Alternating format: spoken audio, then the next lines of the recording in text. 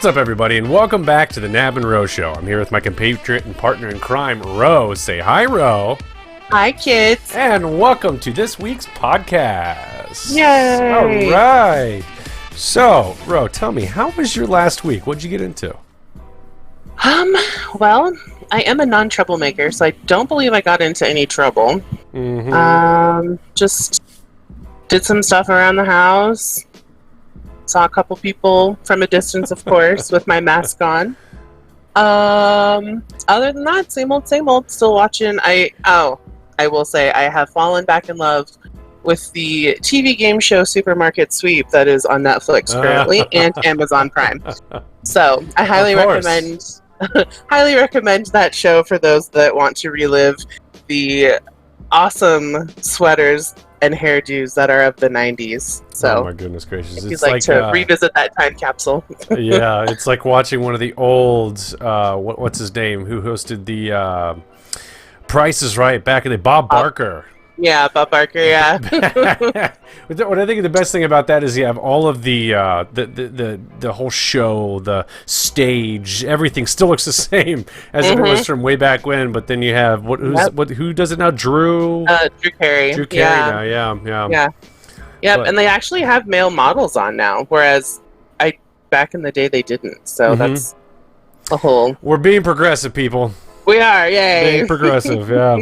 But I will tell you, I learned something new about you this week, there, Ro. Oh, and yes. I'm not gonna say exactly what song it is. I know that you know that we both know. Oh my gosh! All I can say is I'm very impressed. I'm very highly impressed by the song. Well, I gotta keep the element of surprise alive. That's definitely a card I like to whip out from time to time. So. Well, isn't that the right term for that song, huh? It is. But more on that later. Oh my God. So this week, I've been doing a lot of yard work. So Stephanie and I, we weeded the entire front garden. We weeded the big patch where we do the corn and all the other type of edibles, the crops, so to speak. Kings Island just opened back up here, so the big amusement park here in Cincinnati. The bad thing about it is, well, I don't want to say bad, I mean, I'm glad they're doing it so nobody gets COVID or whatnot, but it's very uncomfortable to be in an amusement park on a very bright sunny day, 90-degree weather, wearing a mask. Yeah. Outside. It just seems unnatural. Yeah. And, like, again, I'm not complaining. They're doing it because they have to. Rules, regulations, all that jazz. I get it. It's fine. But it is so uncomfortable.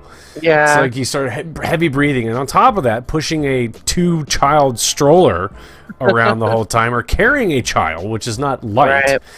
It can be a little tedious. But, yeah. Lots of gardening and taking the kids to Kittyland. So that's fun. Yay. Well, it sounds productive nonetheless. Absolutely. Yeah. Absolutely. Yeah. And then the usual hanging out with you and friends online and games and whatnot. Yeah. Yep. That's usually a staple. That's right. Yeah. So tell me, Ro, tell all the audience here, what are we talking about this week?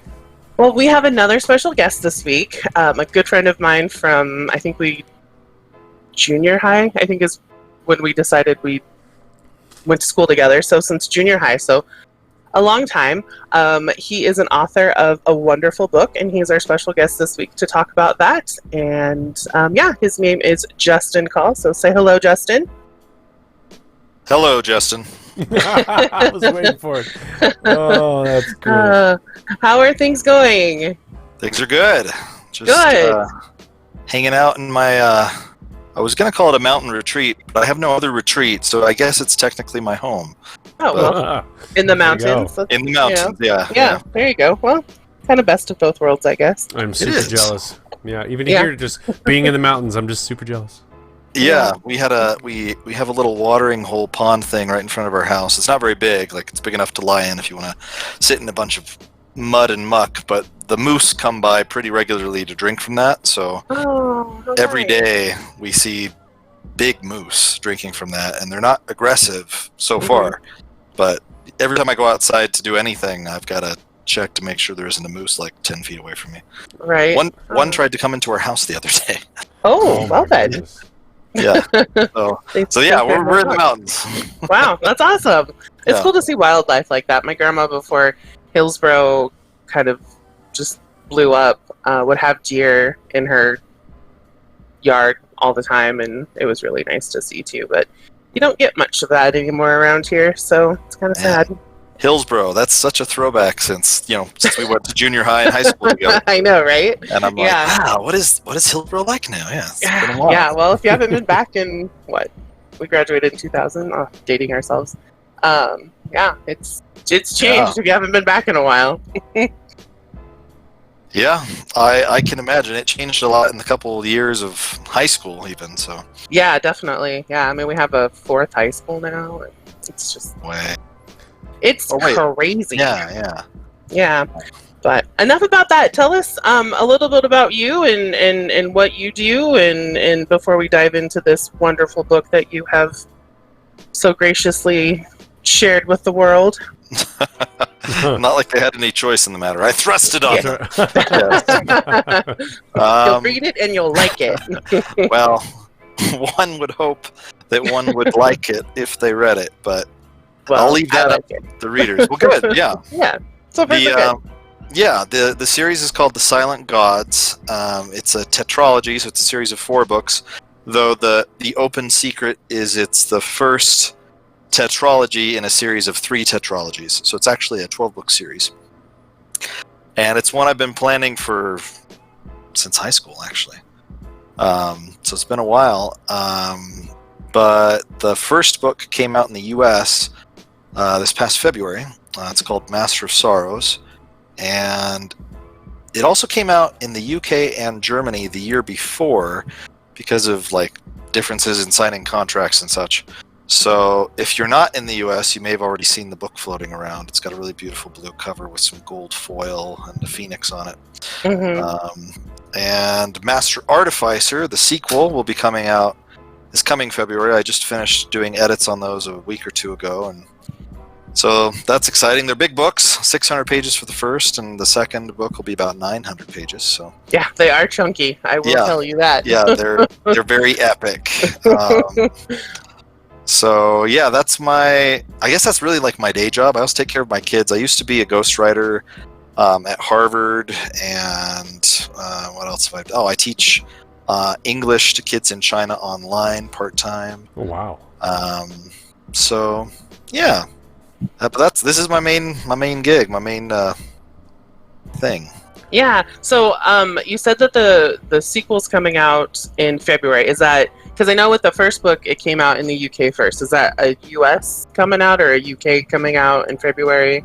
Fortunately, everything's syncing up now. So okay. Yeah, they delayed the UK release so that it would sync up with the US release. Okay. Perfect. So Awesome. Master Artificer comes out February, I think 18th in the US and February 20th in the UK, but it'll be the same year next year.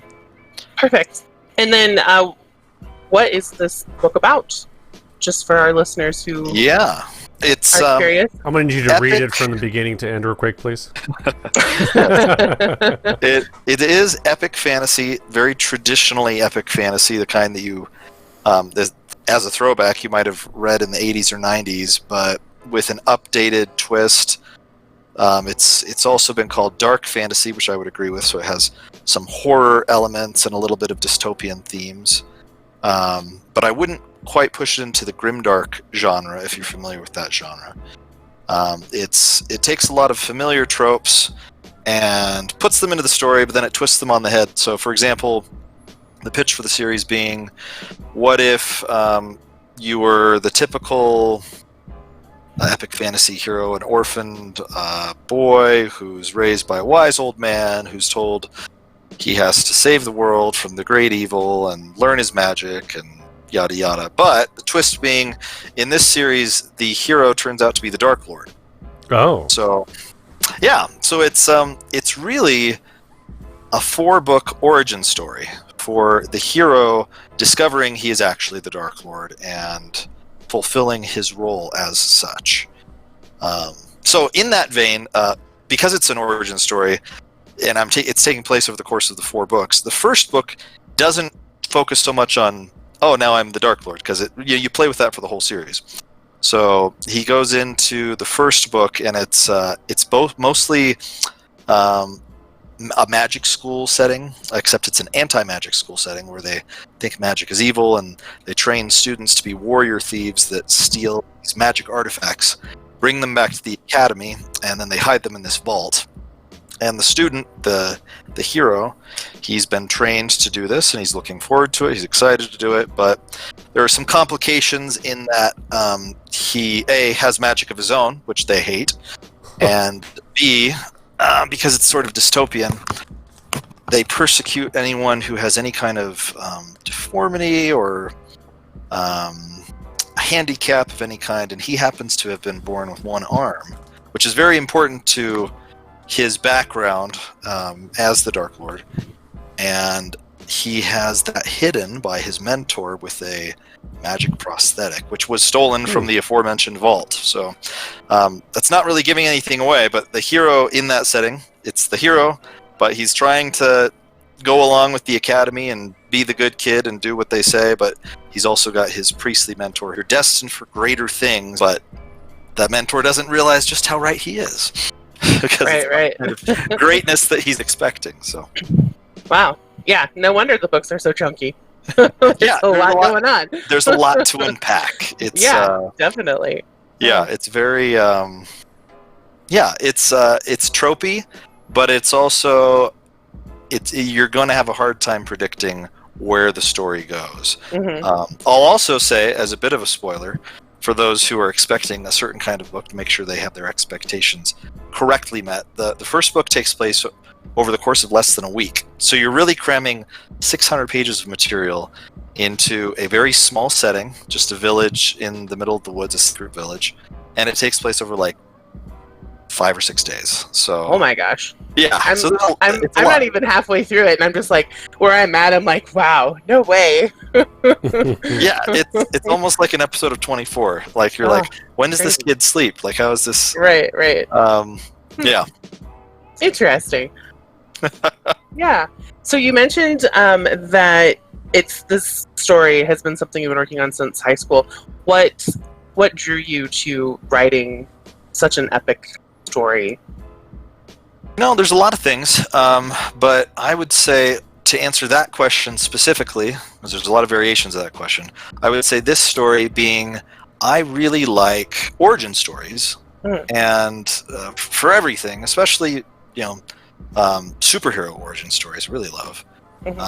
And you never really get enough of that. That's why there's so many reimaginings and retellings of stories we like, because everybody wants to see the origin story, generally speaking, because that's kind of an exciting part. And so I wanted a really good long origin story, but not for the hero, for the villain, because that's a perspective we don't often get. Usually what movies will do, they'll do the origin story for the hero, make that really exciting, and then for the next movies, the sequels, it's mostly origin stories for villains, and that's how they kind of keep you following along. You're interested in, like, oh, well, how does this villain play out? How does this all work out? But so I liked all of that, and I said, what if I could do an origin story for a Dark Lord, but if I presented it as if he is the hero at the beginning? So we're getting something familiar, but then I get to play with the whole, it's kind of actually like Star Wars. You look at Anakin Skywalker becoming Darth Vader. You get the opportunity to see that growth and that change. And my goal has been, from the beginning, I want to get readers to the end of those first 4 books, because I've got other arcs planned for the other books, but I want to get them to the end of the first 4 and have them recognize the hero as a type of Dark Lord, and yet still sympathize with the character as a heroic figure. And so in that sense, you really do get to see the world from the villain's perspective in a way I don't think any other story really has, with Star Wars perhaps being an exception, perhaps not, because it's a movie, and it's you don't get, unless you've read the Star Wars books, you don't get to see that big gap between like the end of the 3rd movie and the 4th movie where Darth Vader kind of comes into his own. You don't really get to see that. So I'm hoping we get to see that with the books, assuming they're popular enough, people want to keep reading. Yeah. So, how long did it take for you from start to finish to get this first book out? To get it out. Define out, like published or written? Both. Yeah, from start to finish. Like, how long did it take from starting to write it to it being printed and sold in the UK? I tell people that it took me 15 years to develop the story because, frankly, I was developing the story for all 12 books at once. And Mm-hmm. the world building and the magic systems, my personality type is such that I don't like to... I do like to jump in kind of and just figure things out as I go for certain things, but when I want to make a good impression, like becoming a fantasy author and having people like you, I'm like, maybe I need to plan and prepare ahead of time. So Sure. I did a lot of preparation, a lot of reading, got my master's degree in literature and creative writing. I studied a lot, read a lot, prepared a lot, did all the world history and research. All of that took, roughly 10 to 15 years, off and on, because I was also living my life. Right. Yeah. What's that? Why would you want to do that? It's so silly. You have books to write. Exactly. But I would say it took me about 9 months to write the last 400 pages of the first book. Mhm. And then I queried like 12 agents, got an agent, and things moved relatively quickly after that. The publishing process does take a while, especially for your first book. Sure. Because there were revisions we had to do, and so I think it took a little over a year for that to kind of play itself out. Mhm. But by comparison, the second book, it took me a year to write 900 pages, which is quite a bit faster than the first book. Just a little bit. Yeah, and the edits I did for the first book took me about 5 months, but for this book, for the second one, it only took me 3 weeks. So, things. So I feel like I've done all the groundwork building up to this point, and now Sure. I'm hoping the rest of the series I can just run at a sprint for the rest of the Yeah. whole thing. That's awesome. I know I had mentioned in some podcasts previous when we had our last author out, and I feel like this is, I don't know many authors that have actually published books, but something that I appreciate about you is that, we're Facebook friends and we've kept in contact that way, but you actually involved your Facebook family into some decisions and everything, and I thought that was just the coolest thing because it's like we're going on a journey with you, and it's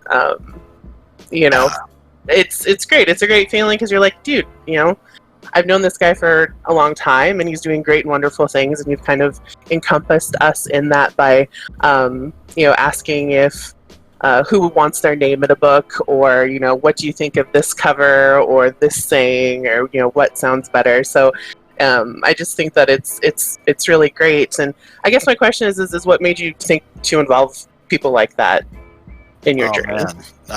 I can't imagine it any other way, because I just I've always looked forward to this opportunity my whole life, and getting to involve people for me is a treat, in part because I would hope that I would be involved similarly if I knew somebody who was doing something like that, but also because I love all of these people. They're part of my life, and to be able to, for me, and give back in any way, it's selfish for me to say give back, I think, because ultimately they're still doing me a favor by being interested in my books and agreeing to let me borrow their name for a character. Really, I'm stealing their name because they're not getting it back.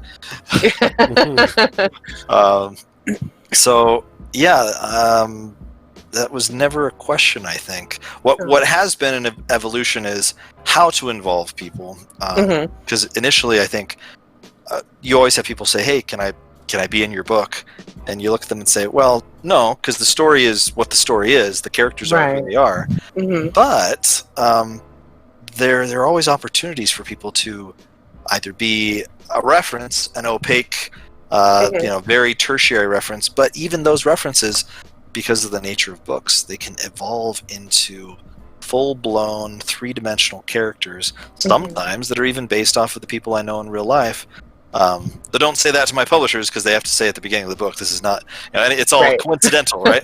Right, all coincidental. Yes. Based on, yeah. Anyway, so, but yeah, it's been fun when I write my books. If I need a name for a character, I used to invent them, and I said, why am I going through the trouble of inventing them when I have a long list of people who want to be in my books? I'll just take their names and change them a little bit so they fit the theme and the environment and the setting, and then I've got it. So it's been a fun way to include people. Yeah, I think it's great. It's definitely fun to watch that and be a part of that. And I'll say too, anybody who hears this, they're welcome to find that Facebook page. I check it regularly, and I update and say, hey, this person has been added into the book under this name, and I usually now I've become accustomed to giving a short description of what that person's going to be in the book, so people can watch for it. So anybody's welcome to ask for it and invite themselves to be on the list, and I'll add them.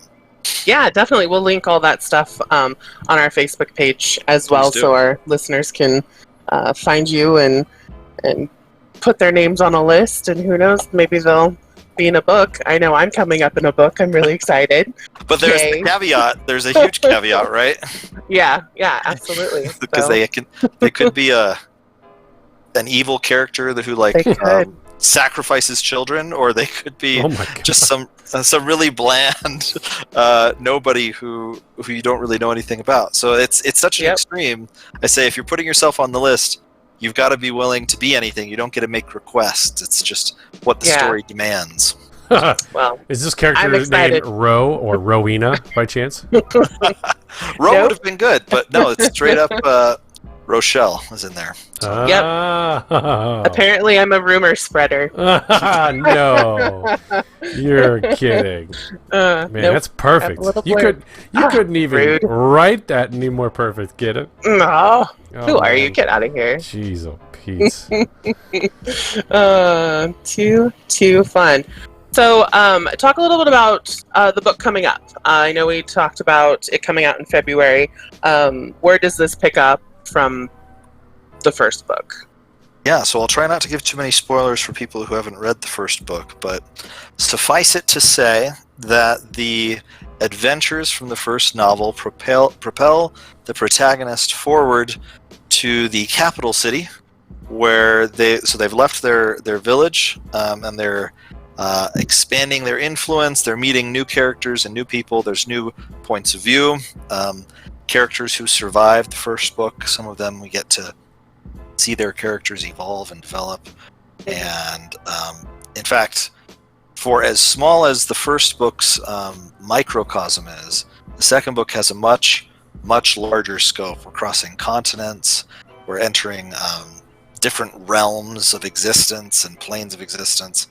You see a ton of different magics, and learn a lot more about the magic system as a whole, and you discover what kind of magic the hero has, which is only hinted at in the first book.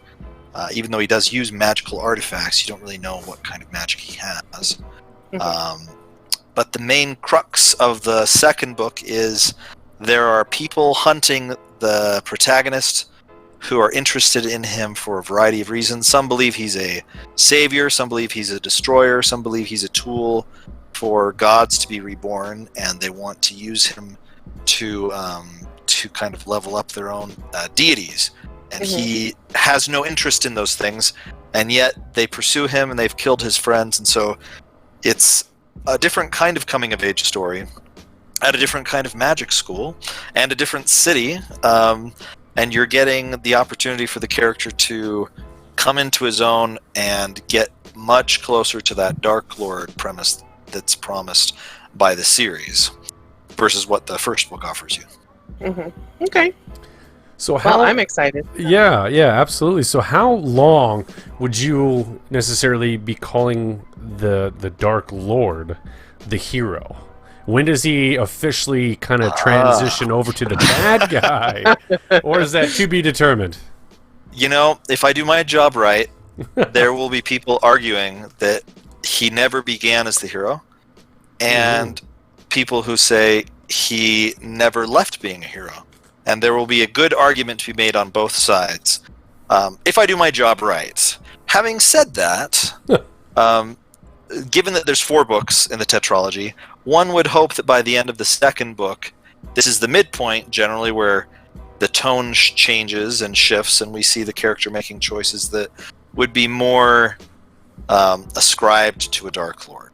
And but at the same time, as I mentioned, this is the origin story. The whole tetralogy is an origin story. So I would say if it's not the second book, then it is by the end of the third book. But they both have foundations being laid. Even the first book, but ultimately every time the hero does something that's questionable, you justify it. You say, oh, well, I know why they're doing this, and I feel it's justified. I can rationalize it.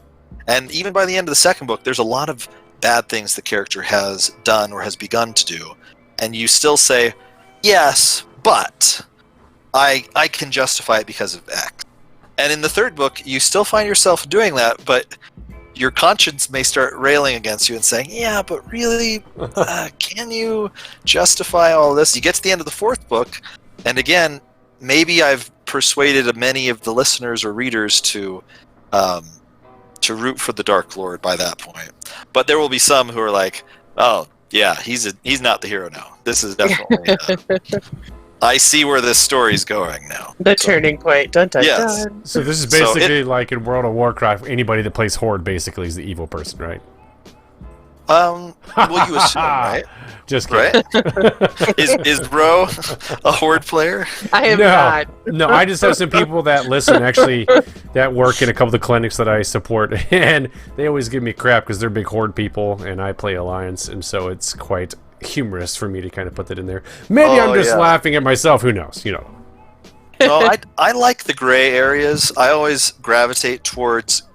I don't like it black and white at all. So if I were playing World of Warcraft, I don't know it well enough in its current evolution to know.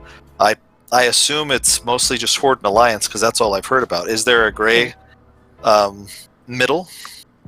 No, there's no, there's not. So there you go. And I feel like that's how fantasy a lot of the times ends up being. You get anti-heroes who are still heroes that do bad things for good reasons, or they reluctantly do the good thing. The rogues, etc. And sometimes you'll get a villain who redeems himself, like Darth Vader, for example. Mm-hmm. But how often do you get like a hero who is the villain? I don't think, it's always the anti-hero or a redeemed villain. We don't get a heroic villain typically. And so if I can balance those two things, then I think I'll give people a story that is unique from what currently exists and what they're currently used to reading, and hopefully is also good. That's the best outcome. But maybe I'll fail. Maybe this is a great experiment that people will say, yeah, he really botched it in the, at this point, this is where things just went south and you couldn't sympathize with the character anymore. Yeah. But hopefully not. We'll see. Well, it's been getting good reviews from what I understand and from what I've seen. Pretty solid. Posted, so yeah. My beta readers and editors are saying the second book is even better than the first, so we'll see. Oh, that's awesome. Yay. So if someone wanted to purchase book one, where can they go? Are you on Amazon, Barnes & Noble? Yeah, where all good books are sold.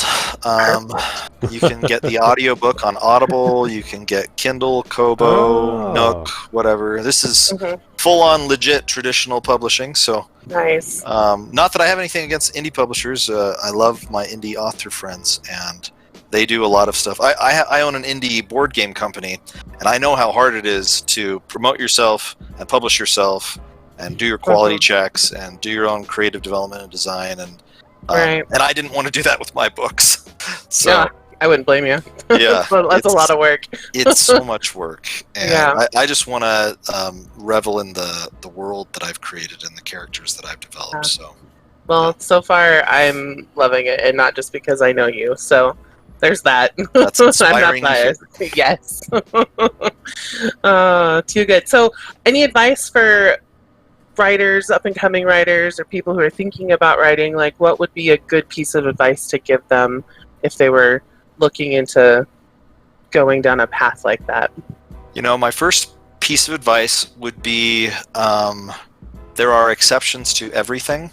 So no matter what advice somebody gives you, you can probably find an exception.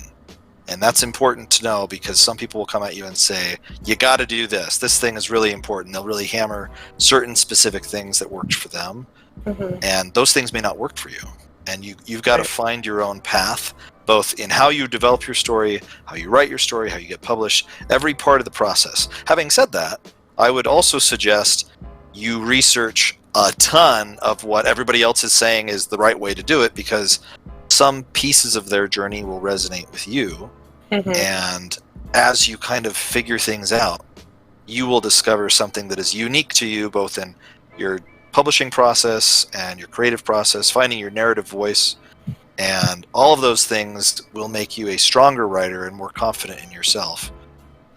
Those are probably the first two pieces of advice I would give. Sure.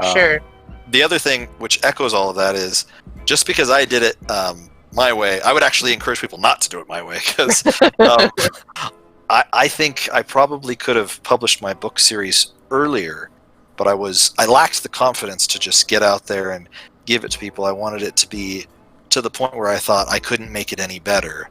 And I don't think people really need to do that. You need to, find what works for you, of course. And so if I were listening to my own advice, I would say, no, I'm not going to listen to you. I'm going to do what I did. But I will encourage other people, because the majority of people, you're not going to spend a decade writing your novel. You can spend a year or 2 or 3 or 4. More than that, you probably should be writing your next book. You should probably be working on many books and learning how to tell many different kinds of stories. I focused on writing one book well and one series well. And for me, it's working out, and I'm very excited to be in it. But for most authors, that's not a good idea. That's a good way to never get anything published. So. Well, I'm glad it's working out for you. Yeah. So good. So good to see this journey for you, and I'm excited for what's to come ahead and look forward to that second book. And like he said, if our listeners want to get it, any bookstore, audiobook place seems to have it. So we'll definitely post something on our Facebook page and a link and everything. And Master of Sorrows is the first one. Artificer is the second. And The Silent Gods is the series. And you can find it anywhere. But definitely click on the links that Ro and Knab post here. Yeah, definitely. Well, I thank you so much for joining us. I'm super excited you were able to. And I'm looking forward to finishing this book and then getting the second one coming soon. And hunting for your name in the pages. It'll be great. So excited. Did you actually read the book? No, I just skimmed it till I found my name, and then I started reading. Then it was good. I wouldn't recommend that with the 900-page novel. Yeah, that's true. Very true. But it's still exciting. I definitely look forward to it. Yeah. Very cool. Well, thank you so much. We do appreciate it. And for all of you that are here listening, I want to thank you guys so much for listening to the podcast. If you like the podcast, go and jack that like button right in the nose. Don't forget to tell your friends and family all about the Knab and Ro Show. And as always, this podcast is a wrap. Till next time, kids.